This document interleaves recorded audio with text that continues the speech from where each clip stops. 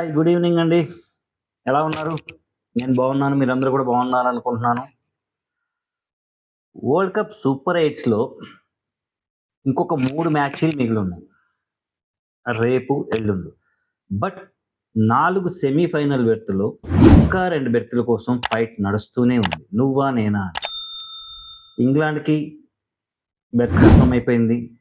South ఆఫ్రికాకి berth confirm అయిపోయింది. ఈ 2 కూడా ఆల్మోస్ట్ వాళ్ళ గ్రూపుల్లో టాప్ పొజిషన్‌లో ఆల్మోస్ట్ ఉన్నట్టే. ఇకపోతే గ్రూప్ ఏలో సెకండ్ పొజిషన్‌కి, గ్రూప్ బిలో సెకండ్ పొజిషన్ కోసం 4 టీమ్‌లు. ఇంకా 4 టీమ్‌లు నువ్వా నేనా, నీదా నాదా బెర్త్ అనేది అది మనకి రోలర్ కోస్టర్ లాగా తిరుగుతూనే ఉంది. సో, రేపు జరిగే కీలకమైన మ్యాచ్ ఏదైతే శ్రీలంక, పాకిస్తాన్ మధ్య ఆ మ్యాచ్ డిసైడ్ చేస్తుంది గ్రూప్ బి నుంచి సెకండ్ సెమీఫైనలిస్ట్ ఎవరో. అలాగే సండే రోజు జరగబోయే ఇండియా వెస్టిండీస్ మ్యాచ్ అది డిసైడ్ చేస్తుంది గ్రూప్ ఏ నుంచి ఎవరు వెళ్తున్నారు. ఇకపోతే ఈరోజు ఇప్పుడు జరిగిన ఇంగ్లాండ్ న్యూజిలాండ్ మ్యాచ్ కనుక చూసుకున్నట్లయితే అసలు ఏం మ్యాచ్ అండి అది.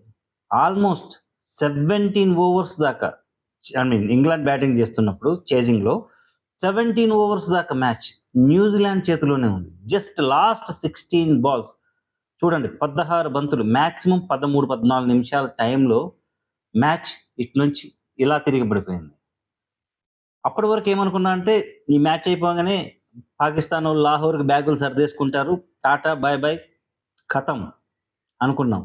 కానీ ఎక్కడో వాళ్ళకి ఇంత సుడు ఉందండి. నిజంగా ఇంత సుడు ఉంది. లేకపోతే గెలవాల్సిన మ్యాచ్ న్యూజిలాండ్ చేజేతిలో ఓడిపోవడం ఏంటి? అట్లాగే ఇప్పుడు పాకిస్తాన్కి ఒక అవకాశం రావడం ఏంటి? ఏమో, అందరూ అనుకుంటున్నట్లు సేమ్ ఆసియా కప్లో లాగే ఇండియా పాకిస్తాన్ ఇంకొకసారి వరల్డ్ కప్ ఫైనల్లో కూడా తలపడొచ్చేమో. నాకు తెలిసి నా ఒపీనియన్లో ఇది జరిగితేనే బాగుందని ఉందండి. ఎందుకంటారా, మనకి నరేంద్ర మోడీ స్టేడియం ఫైనల్స్ అసలు ఎప్పుడూ వచ్చి రాలేదు. ఫైనల్స్ అనే కాదు, బిగ్ మ్యాచెస్కి ఎప్పుడు నాకు ఆ స్టేడియం అయితే మనం ఇండియాకి ఎప్పుడు వచ్చి రాలేదు. నేనైతే మనస్ఫూర్తిగా కోరుకుంటున్నాను ఇండియా పాకిస్తాన్ మళ్ళీ ఫైనల్ అవ్వాలి, మనం పోయి ప్రేమదాస స్టేడియంలో ఫైనల్ మ్యాచ్ ఆడి కప్పుని మళ్ళీ సగర్వంగా ఇండియాకి తీసుకుని రావాలి. నరేంద్ర మోడీ స్టేడియంలో మాత్రం వద్దండి బాబు. నాకైతే భయం వేస్తుంది. తర్వాత ఏం జరుగుతుంది అనేది నాకు తెలియదు. బట్ ప్రీవియస్ రికార్డ్స్ కానీ లేకపోతే ఇప్పుడు మొన్న జరిగిన సూపర్ ఎయిట్లో ఫస్ట్ మ్యాచ్ కానీ చూసుకుంటే ఆ గ్రౌండ్ అనేది ఇండియాకి ఏ విధంగానూ వచ్చి రాలేదు. So when it comes to New Zealand England match, so first New Zealand ఏదైతే బ్యాటింగ్ చేసిందో ఫస్ట్ 6 ఓవర్స్కి 64 రన్స్ పార్ట్నర్షిప్ అండి.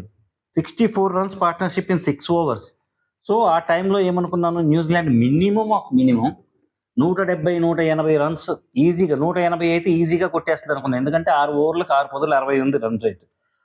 Team Seifert 35 runs, Finn Allen 29 runs కొట్టి ఫస్ట్ వికెట్కి 6.6 ఓవర్స్లోనే 65 రన్స్ అంటే మంచి స్కోరు ఒక రకంగా చెప్పాలంటే పవర్ ప్లేలో కొట్టారు. కానీ ఆ తర్వాత నుంచి ఇక టీంలో ఎవరు, ఒక్క గ్లెన్ ఫిలిప్స్ తప్ప ఎవరు పెద్దగా బ్యాటింగ్లో సపోర్ట్ చేసింది లేదు. ఏమంటారంటే వరుసగా వికెట్లు కోల్పోతూనే వచ్చింది న్యూజిలాండ్. సో చివరి ఆఖరికి 159 దగ్గర ఆగిపోయింది. సో నెక్స్ట్ చేజింగ్కి వచ్చేసరికి సీన్ టోటల్లీ రివర్స్. సో న్యూజిలాండ్కి ఎట్లయితే వెరీ గుడ్ స్టార్ట్ దొరికిందో ఇంగ్లాండ్కి వెరీ బ్యాడ్ స్టార్ట్. ఫస్ట్ 2 ఓవర్లోనే ఫిన్ సాల్ట్ 2 పరుగులు చేసి జాస్ బట్లర్ డక్అవుట్. జాస్ బట్లర్కి అయితే ఈ వరల్డ్ కప్ పెద్దగా కలిసి వచ్చింది ఏం లేదు. ఆయన పెద్దగా మంచి ఇన్నింగ్స్ ఆడి ఇంగ్లాండ్ని గెలిపించింది లేదు పాపం. ఆఫ్ కోర్స్ వస్తుంటే అట్లాంటి బ్యాడ్ డేస్. మన అభిషేక్ శర్మ కూడా వరుసగా 3 మ్యాచ్లు డక్అవుట్ అయ్యాడు, అది వేరే విషయం. కానీ అక్కడి నుంచి okay, England middle order, lower middle order ఏదైతే ఉందో స్ట్రాంగ్గా కంబ్యాక్ అయింది, చాలా స్ట్రాంగ్గా కంబ్యాక్ అయింది. సో అక్కడ నుంచి హ్యారీ బ్రూక్ కెప్టెన్ మరొకసారి కెప్టెన్సీ ఇన్నింగ్స్ ఆడాడు, 26 పరుగులు. అట్లాగే Bethell 21, Tom Banton 33, Sam Curran 24, and the final heroes Will Jacks and Rehan Ahmed, వీళ్ళిద్దరైతే లిటరల్లీ మ్యాచ్ని లాగేసుకున్నారు. న్యూజిలాండ్ నుంచి లిటరల్లీ లాగేసుకున్నారు. జస్ట్ 16 బాల్స్లో 44 రన్స్ పార్ట్నర్షిప్ చేసి ఈజీగా గెలుస్తామనుకున్న న్యూజిలాండ్ చివరాఖరికి ఓడిపోయి మన ఈ మ్యాచ్ మీద డిపెండ్ అవ్వాల్సి వచ్చింది, శ్రీలంక పాకిస్తాన్ మ్యాచ్ మీద.